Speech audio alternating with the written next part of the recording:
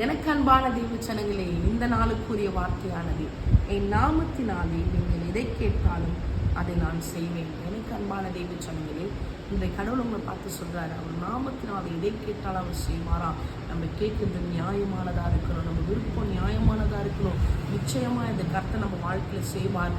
அன்று அலங்கார வாசல்ல முடவர் உட்கார்ந்து கொண்டு இருந்தான். பேதுருவோ யோவானோ என்னிடத்துல ஒன்றும் வெளியே இல்லை, அவர் நாமத்தினால எழுந்து நடன்னு சொல்லும்போது அவன் எழுந்து நடந்தான். எனக்கு அன்பான தேவஜனங்களே, நிச்சயமாய் அவர் நாமத்தினால கர்த்தர் நமக்கு செய்து கொடுப்பார். எத்தனை வருஷம் கர்ப்பத்தின் கனி தடை, எத்தனை வருஷம் திருமண தடை, எத்தனை வருஷம் வீடு கட்டணும்னு எத்தனை வருஷம் கேட்குறீங்க, கர்த்தருடைய நாமத்தினால கேளுங்க. நிச்சயமாய் அப்பா உங்கள் வாழ்க்கையில் எல்லாவற்றையும் செய்து கொடுப்பார். நான் கூட எதை கேட்டாலும் இயேசுவின் நாமத்தினால கேட்பேன்.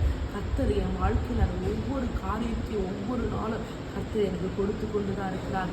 உங்கள் வாழ்க்கையில் இதுவரை நீங்கள் கேட்டது கிடைக்காமல் இருக்கலாம், மனுஷங்கிட்ட கேட்டது கிடைக்காமல் இருக்கலாம். இன்னைக்கு ஆண்டவங்களை பார்த்து சொல்றாரு, ஏன் நாமத்தினால கேளுங்க, நிச்சயமாய் நீங்கள் கேட்கறது எதுவாக நீங்கள் பெற்றுக்கொள்வீங்க. கர்த்தர்